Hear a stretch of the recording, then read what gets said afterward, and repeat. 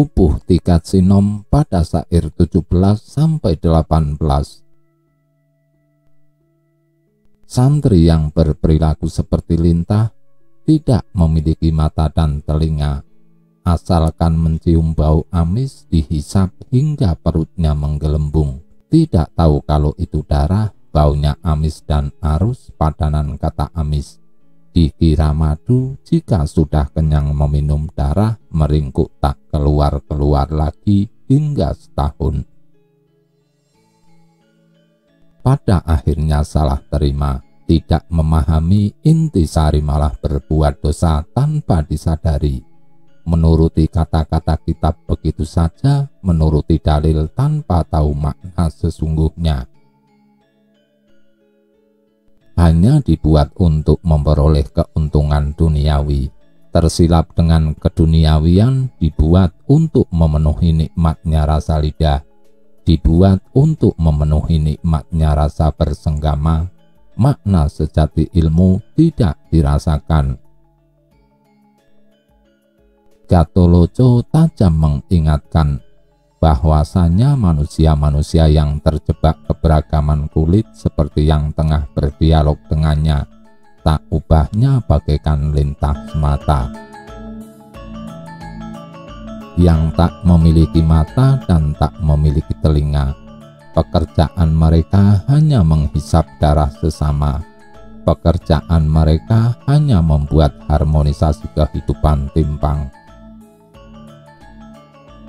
Mereka mengira dengan menghisap darah, mereka telah melakukan sebuah pekerjaan besar dan benar di mata Tuhan. Mereka mengira telah menghisap madu yang manis, mengira telah melakukan sebuah pekerjaan agung yang sudah sepatutnya, walau harus menumpahkan darah. Begitu telah kenyang menumpahkan darah, mereka akan puas dan tiada lagi tergerak untuk menelaah apakah yang sudah dilakukan ini memang benar di mata Tuhan. Pupuh Tikat Sinom pada syair 17. Mereka telah membuat dosa tanpa disadari, menelan mentah-mentah kata-kata kitab suci tanpa dikupas lagi, menuruti segala dalil tanpa mendalami intisarinya, padahal suara nurani mereka terus berontak untuk mengabarkan arti dan makna yang sesungguhnya. Kesadaran mereka tentang spiritualitas tak lebih sebatas pencapaian kenikmatan keduniawian semata, kenikmatan yang konon juga ada di surga sana, kenikmatan yang mirip dan serupa dengan kenikmatan dunia. Benarkah itu semua? Jika memang demikian, mengapa harus berlama-lama menunggu nanti? Toh sekarang kenikmatan serupa juga ada di sini, sudah nyata dan di depan mata malah. Lantas mengapa harus menunggu sesuatu yang masih dijanjikan nanti jika memang esensinya serupa dan itu-itu juga? Pupuh Tikat Sinom pada syair 18. Kesadaran spiritualkah yang semacam ini? Yesus Kristus, Rabi'ah al-Adawiyah, Jalaluddin Rumi, Al-Junaid Ibnu Al-Arabi, Ibnu Mansur Al-Halaj, Abu Yazid Al-Bistami, Hamzah Fansuri, Syekh Siti Jenar, dan seluruh manusia ilahi semacam mereka malah dipangkas habis manakala meneriakkan kebenaran sebuah makna hakiki. Berbeda dengan manusia ilahi yang turun di tanah India, keberadaan mereka masih mendapat sambutan hangat hingga kini. Adakah yang berbeda dari pesan-pesan mereka? Tidak ada. Yang berbeda adalah medan dan tempat di mana mereka turun. Terpujilah manusia-manusia ilahi yang berani meneriakkan kebenaran di medan yang penuh dengan manusia-manusia berkesadaran rendah. Sembah sujud saya kepada manusia-manusia ilahi yang semacam ini. pupuh 3 sinom pada syair 27. Ketika guru menjawab karena diterima doa kami, Katoloco keras membentak, bahkan doamu pun adalah milik Hyang Widi. Kalian tidak punya hak untuk mengakui. Karena pengucapan kalian itu semua itu ucapan Allah. Jikalau demikian kalian adalah maling, telah berani ketempatan barang yang bukan milik kalian, namun kalian akui sebagai milik sendiri. Sekali lagi Katoloco hendak menghancurkan dinding kesadaran sempit dari mereka yang tengah diajaknya berdialog. Katoloco tengah memberikan letupan bagi peningkatan kesadaran mereka. Katoloco hendak membangun kesadaran baru, bahwasanya semua yang ada di dalam semesta ini tak ada yang lain selain manifestasi Hyang Widi, atau Brahman atau Allah. Purusa adalah manifestasi pertama dari Brahman, manakala Brahman tengah berkehendak untuk melakukan sebuah lila atau permainan ilahinya. Brahman yang melampaui segalanya, yang tanpa pribadi, mempersempit dirinya dalam kondisi super personality, inilah Purusa. Bersamaan dengan proses ini muncullah bayangan Brahman yang lantas dikenal dengan nama Prakarti. Inilah cikal bakal seluruh unsur material yang ada di semesta raya. Dari Purusa memerciklah atma-atma atau ruh-ruh yang tiada terhitung. Lantas manakah yang bukan Brahman atau Allah? Manusia-manusia yang merasa dirinya berbeda dengan Brahman, dengan Tuhan. Manusia-manusia yang merasa memiliki pribadi sendiri yang terpisah dengan kepribadian Tuhan. Sesungguhnya mereka adalah pencuri. Begitu Katoloco menyatakan. Pencuri ya karena mereka mengklaim memiliki pribadi sendiri yang terpisah dengan kepribadian Tuhan. Mereka tengah bermain-main dengan ilusi dalam keyakinan mereka pribadi mereka ini diciptakan oleh Tuhan. Mereka meyakini Tuhan menciptakan mereka, dan mereka berbeda dengan Sang Pencipta. Mereka punya hak pribadi, memiliki aset sendiri, walau menurut mereka aset yang mereka miliki tersebut adalah pinjaman dari Tuhan. Katoloco menegaskan, diri kita semua ini mulai dari atma sarira atau ruh, sukma sarira nafs, tula sarira atau jasad, termasuk seluruh piranti indrawi, mata, telinga, hidung, dan sebagainya.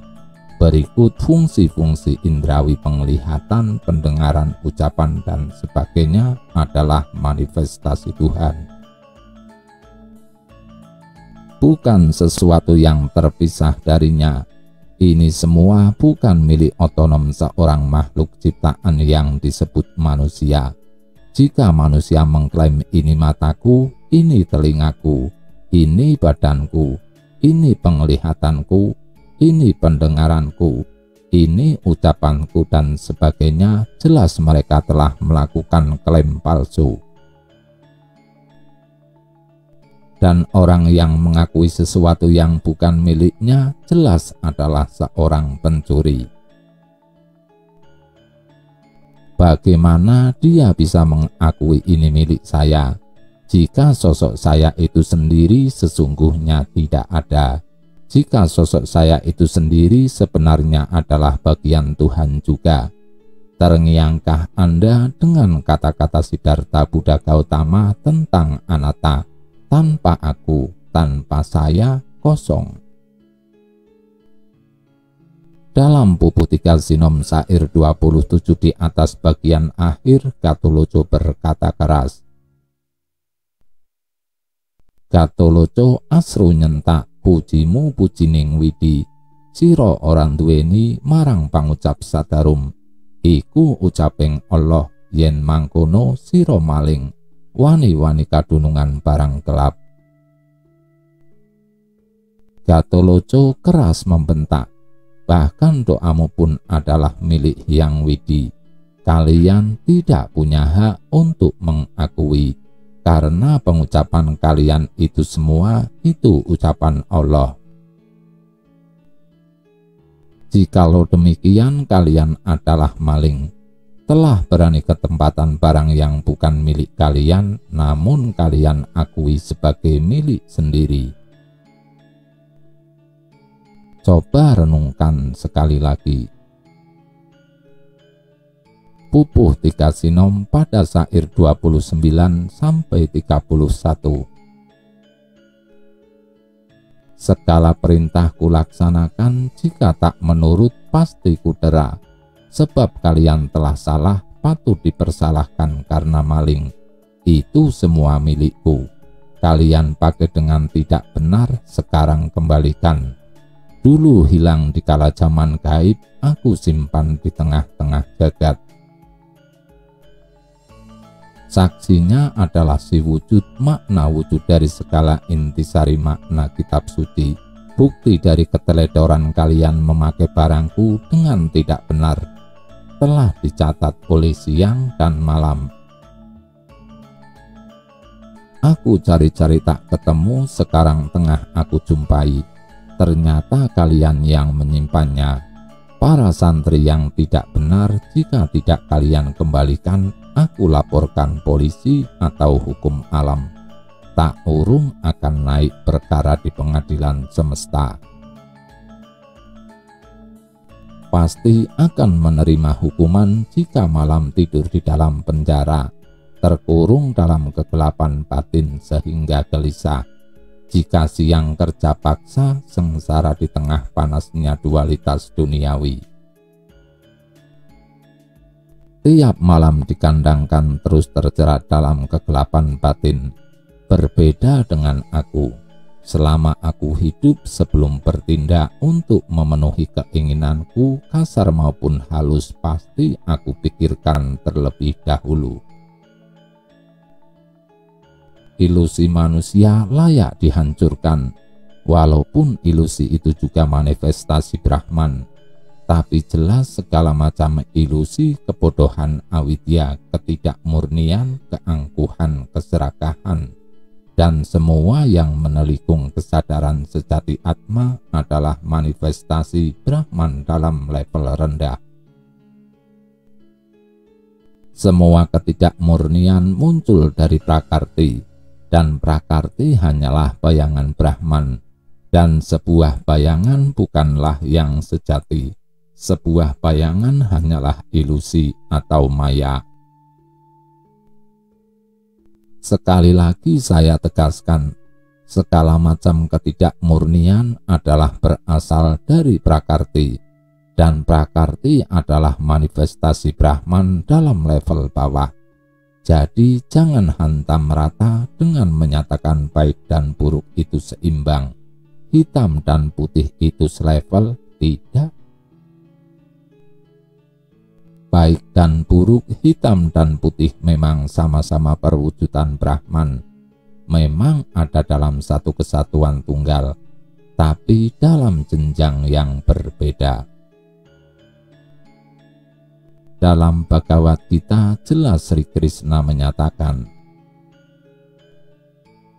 sifat-sifat ilahi Daiva Sampat adalah jalan kelepasan moksa, sedangkan sifat-sifat jahat Asura Sampat adalah jalan menuju keterikatan lahir berulang-ulang di dalam alam material. Janganlah bersedih, oh Pandawa, putra Pandu Arjuna. Dirimu karena buah karma masa lalumu terlahir dalam sifat-sifat ilahi. Bhagavad Gita 16.5. Jika baik dan buruk, hitam dan putih, kesadaran dan ketidaksadaran itu sama, lantas mengapa Anda mempelajari kesucian? Jika toh dalam kondisi kotor pun Anda sama saja dalam kondisi bersih. Jika baik dan buruk, hitam dan putih, kesadaran dan ketidaksadaran itu sama, lantas mengapa sosok semacam Siwa, Krishna, Resi Vyasa, Siddhartha Buddha Gautama, Yesus, Siti Jenar, Gatot dan manusia-manusia ilahi lainnya harus berteriak-teriak untuk membebaskan kesadaran kita dari jerat ketidakmurnian sebuah ilusi.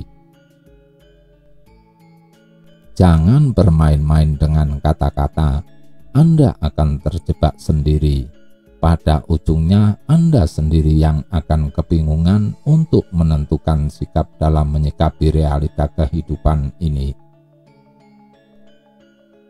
Atma telah terjebak dalam bayangan Brahman. Keterjebakan pada ilusi maya Brahman inilah yang memunculkan adanya kehidupan material. Selama keterjebakan ini terus terjadi, maka Atma akan terus tergerus proses kehidupan material. Dia akan lahir dan mati, lahir dan mati, lahir dan mati tanpa ada kesudahan. Jika Atma bisa membebaskan diri dari bayangan Brahman, maka Atma akan menyatu dengan inti Brahman itu sendiri. Atma tidak perlu terlahirkan ke dunia material kembali. Inilah moksa, inilah nirwana, inilah kerajaan Allah, inilah Jannatun Firdaus. Dalam syair 29/3 di atas, Gatot sengaja berkata dengan mempergunakan kesadaran tertingginya. Jika mereka-mereka yang tengah diajaknya berdialog tetap meyakini keterpisahan pribadinya dengan kepribadian Brahman, berarti mereka tidak mengikuti perintah atau petunjuk sejati Brahman yang tertuang dalam intisari seluruh kitab suci. Jika ilusi mereka tetap sulit disingkap, maka terpaksa hukum alam yang akan bekerja. Ini yang dimaksud ucapan Gatot dengan yentan manut sun kitiki. Jika tidak menurut pasti kudera.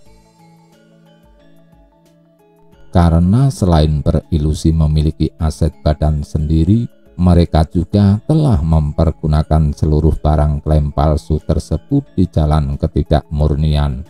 Oleh karenanya, hilangkanlah ilusi kalian. Hilangkanlah anggapan bahwa kalian itu berbeda dengan dia. Kembalikan seluruh barang pengakuan itu kepada yang punya.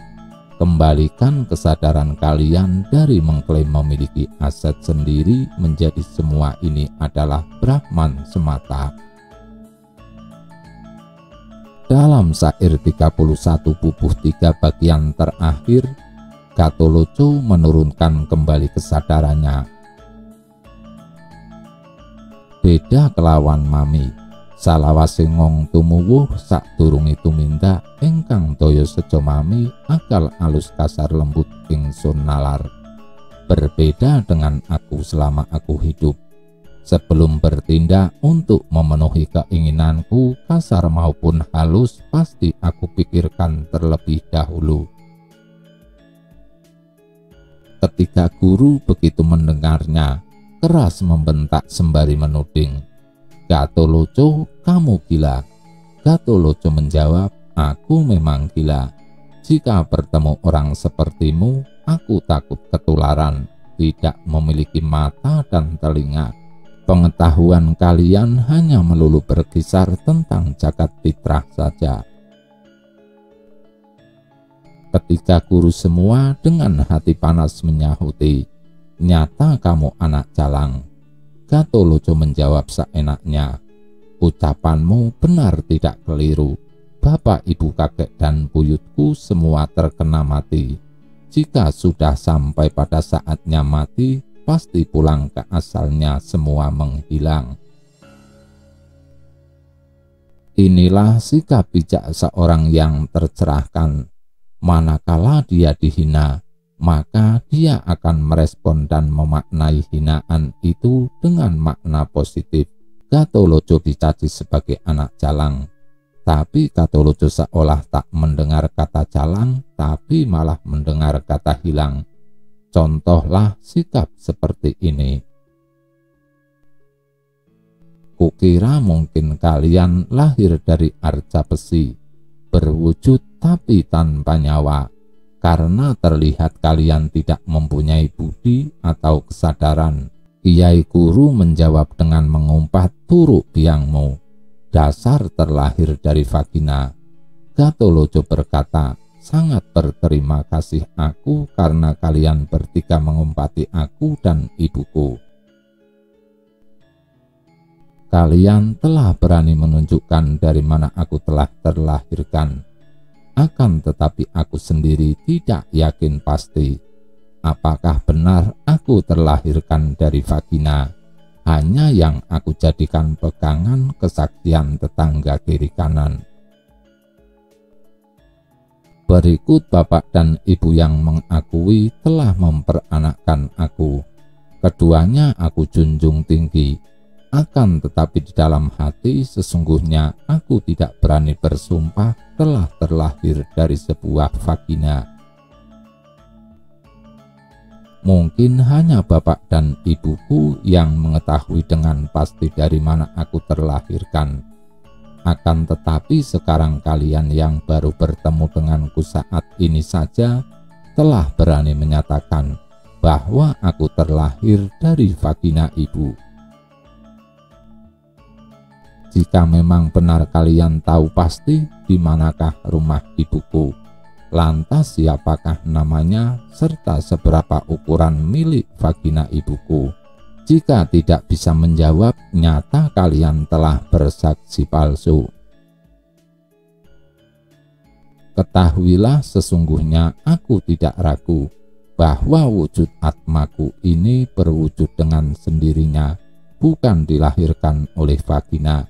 Dan tiada tandingan Allah tidak menciptakan aku. Maksudnya Allah saja tidak menciptakan atma atau ruh. Atma atau ruh tidak diciptakan. Tidak ada yang menciptakan atma atau ruh. Atma dan ruh adalah percikannya. Sedangkan adanya raga tubuh fisiku memang buatan Hyang Agung. Maksudnya Hyang Agung Allah hanya menciptakan raga atau tubuh fisik semata. Diciptakan saat ada di alam dunia, ada di tengah-tengah bumi, manakala membuat raga kalian. Maksudnya dicipta di tengah ruang dan waktu relatif semesta raya. Sawindu siklus 8 tahunan serta setahun, 12 bulan 7 hari, pendak sepasar siklus hari dalam jumlah 5, kliwon, legi, paing, pon dan wage, malam dan siang 1 jam 60 menit, tak lebih dan tak kurang dari itu. Wukunya hanya 30, wuku adalah perhitungan siklus 7 harian seminggu. Ada 30 wuku. Setiap wuku berumur 7 hari, total 30 wuku memakan waktu 210 hari di dalam ukuran ruang dan waktu relatif duniawi. Seperti contoh di atas, raga tubuh fisiku memiliki bentuk, maksudnya tercipta. Serta sudah berani menghina, maksudnya juga tercipta tubuh halus sukma sarira yang menyelimuti kesadaran atma, sehingga berubah menjadi sosok makhluk yang tidak murni. Ketahuilah hal ini sekarang juga. Badanku bisa rusak, akan tetapi hidup atmaku abadi. Seluruh keberadaan tubuh ini Rasulullah, atma atau ruhlah yang menghiasi. Karena aku hidup atau atma atau ruh atau Rasulullah adalah kekasihnya, dianggap sebagai tempat untuk mengabdi bagi tubuh fisik stula sarira dan tubuh halus sukma sarira. tempat untuk mengabdi bagi seluruh sifat. Maksudnya segala sifat yang baik maupun yang buruk dari sukma sarira, menghidupi segalanya dalam satu kesatuan. Sesungguhnya aku atau ruh atau atma adalah juga Allah, adalah juga Muhammad. Ketika guru keras berkata, kamu berani mengakui satu kesatuan wujud dengan Tuhan, apa kekuasaanmu? Gatholoco menjawab, menyadari menjadi dan leburnya, maksudnya menyadari sepenuhnya sepanjang kelahiran dan kematian saat terlahirkan sebagai Gatholoco saja.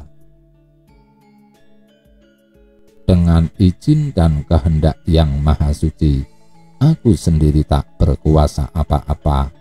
Maksud Gatholoco dalam kondisi atma masih terikat oleh sukma sarira atau tubuh halus dan stula sarira atau tubuh fisik. Atma hanya mampu mengetahui kelahiran dan kematiannya dalam satu siklus kehidupannya ini saja. Sedangkan di luar itu atma belum mampu menyadari. Ragaku adalah wujud sukma. Kata sukma di sini yang dimaksud adalah yang sukma, yang artinya Tuhan, bukan sukma sarira atau tubuh halus. Jelas-jelas adalah yang widi yang terlihat mampu eksis atas kehendak yang widi sendiri. Mampu pula beraktivitas atas kehendaknya juga. Muhammad atau atma atau ruh juga adalah wujud yang widi, yang memiliki pengucapan penglihatanku, penciuman dan pendengaranku, lesan dan pribadi ini. Semua itu milik Rasulullah atau atma atau ruh.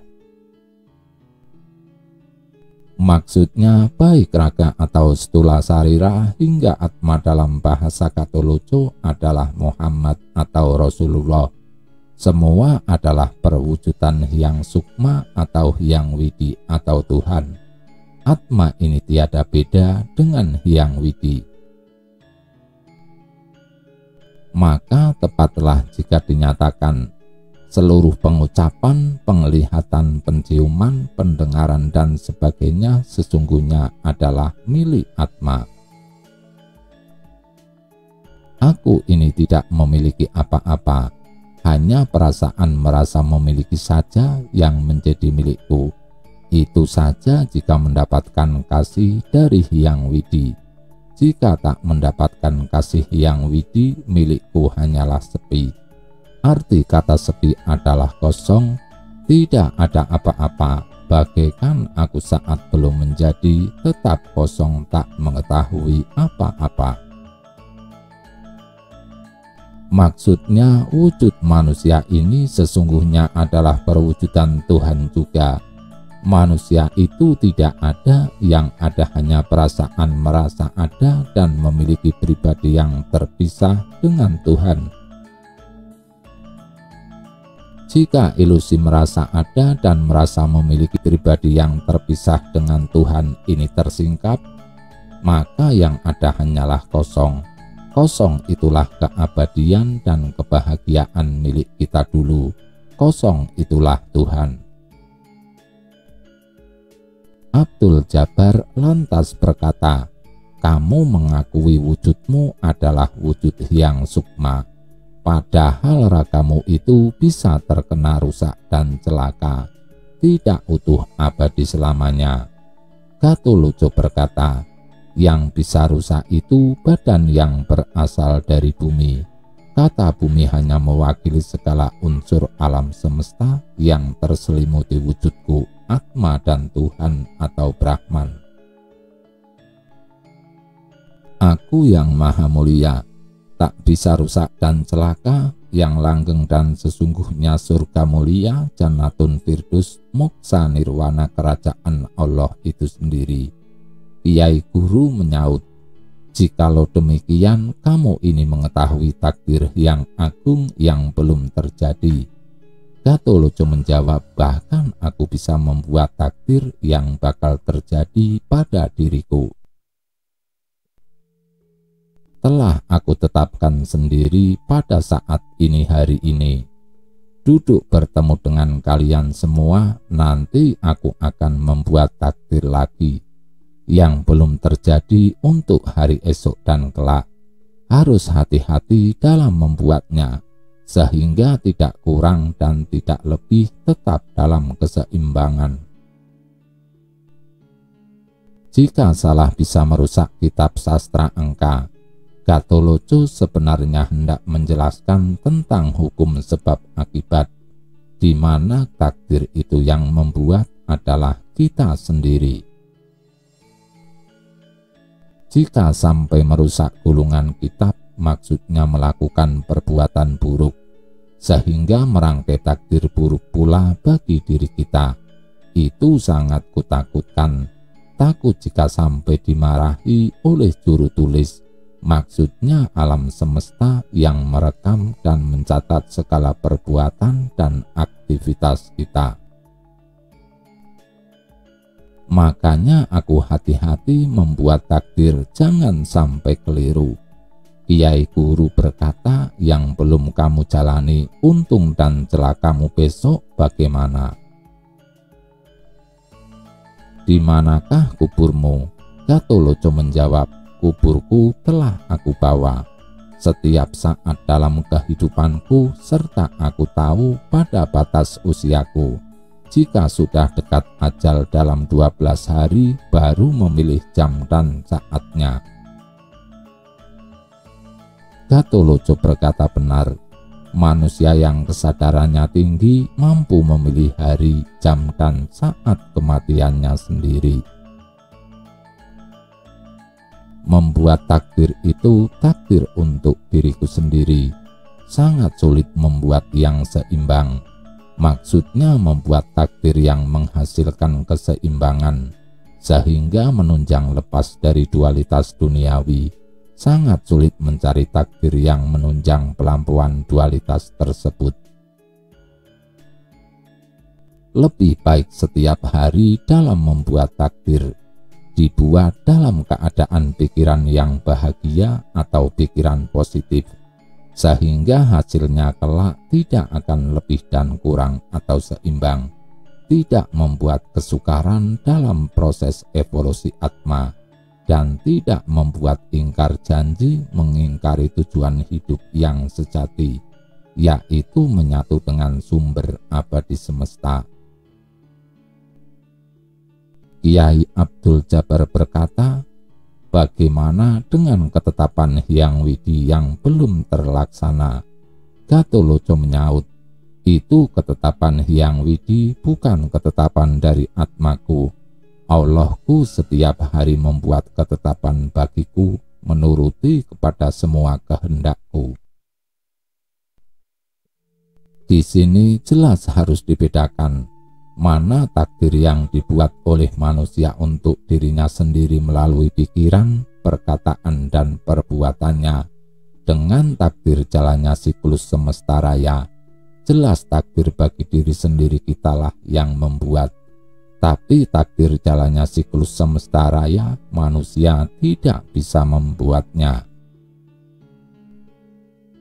Ketiga guru sama-sama berkata, Gatholoco, kamu ini nyata-nyata kesurupan setan.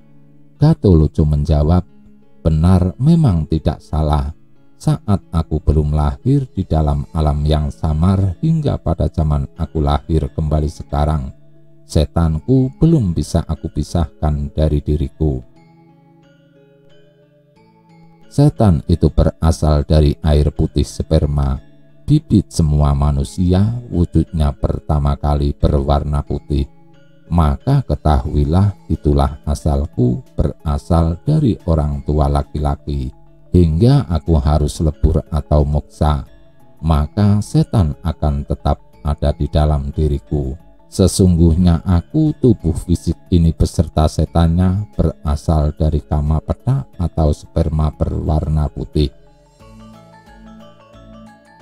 Akan tetapi kalian ketiga guru kama ireng sperma hitam, asal kalian sperma yang berisi roh-roh terikat, sehingga bodoh tanpa nalar.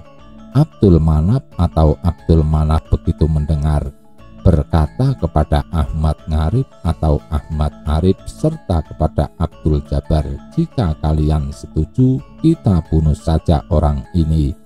Jika masih tetap hidup, tidak urung akan merusak syariat Rasulullah. Orang ini merusak agama, bakal membuat sepinya masjid. Gatoloco keras berkata, segeralah tusuk aku. Pertama, kamu hanya akan mampu menusuk tubuh fana ini saja. Kedua, kamu hanya akan mampu menusuk bangkai, tidak bakalan kalian mampu menusuk yang namanya aku. Berhutang apakah aku pada kalian, sehingga kalian hendak membunuh aku? Sesungguhnya kalianlah yang telah banyak berhutang padaku. Terdengar jawaban agar puas rasa hati kami. Karena kamu telah merusak syariat. Gatoloco menyauti, syariat atau hukum yang sesungguhnya alias hukum alam tidak bisa dirusak. Sudah ditetapkan demikian oleh Yang Widi. Belum saatnya saya terjemahkan. Itulah sesungguhnya yang dinamakan manusia perusak syariat. Semua agama terserah kepada pribadi masing-masing. Walaupun agama berasal dari Cina, apabila mantap lahir batin, pasti diterima oleh Tuhan. Agama kalian itu agama sombong.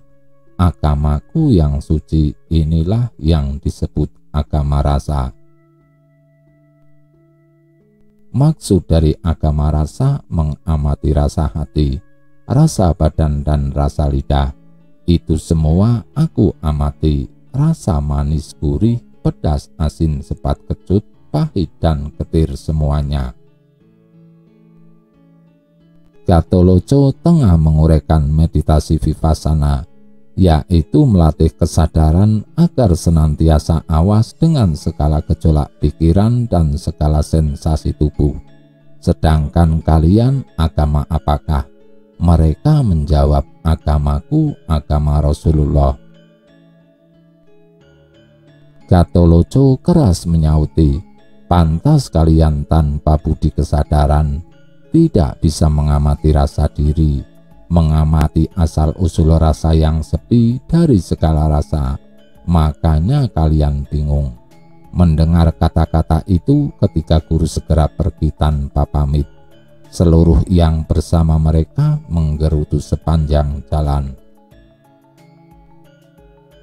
Sangat-sangat sakit hati, Ahmad Ngarib berkata pelan, Abdul Jabar, Abdul Manaf, selama hidupku ini jangan sekali-kali lagi bertemu lagi dengan orang yang tidak benar. Manusia yang tidak mengetahui etika seperti Gatoloco.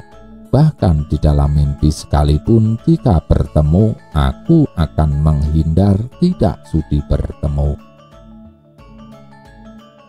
Gatoloco yang ditinggal di bawah pohon beringin merasa jika telah menang dalam berdebat. Begini kata hatinya, sangat-sangat prihatin aku, betapa banyak manusia yang tidak sadar seperti Kul atau Keong. Aku kira sangat luas wawasan guru para santri tadi, ternyata masih bodoh kurang nalar. Sangat-sangat tidak seimbang apabila diukur dengan wawasanku. Belum juga aku wedarkan pengetahuanku yang lebih unggul, tapi pada kenyataannya kalah tak bisa menjawab. Jika demikian kesimpulanku, siapa saja yang mengajarkan ilmu tanpa budi atau kesadaran, itu nyata-nyata setan yang menjelma sebagai manusia. Jika benar-benar manusia, pastilah akan memahami akan baik dan buruk, tidak suka gampang menghakimi sesama.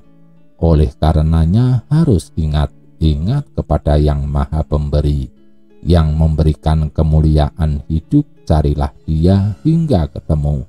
Jika telah ketemu, akan terang benderang kesadaran ini.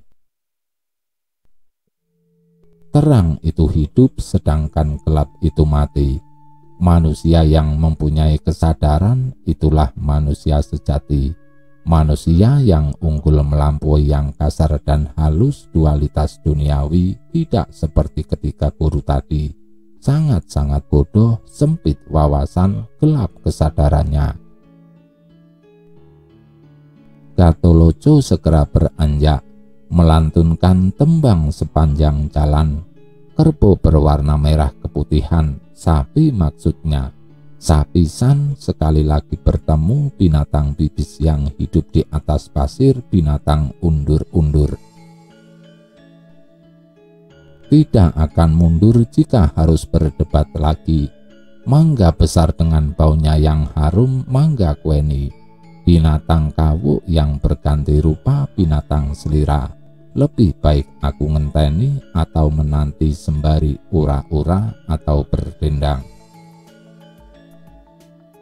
Tumbuhan kude yang merambat atau tumbuhan kara, daun hitam atau daun telasih, manira atau diriku sungguh masih berani. Batang padi atau dami, centong perahu, dayung atau welah tidak akan kalah mami atau diriku. Nama rumah burung atau susuh bermusuhan dengan kalian guru bodoh. Ulat yang mengambang di air atau lintah, aku sangat suka perbantahan ilmu. Belut yang berbisa atau ular atau ulah, ditinggal hatiku gelap atau kecewa.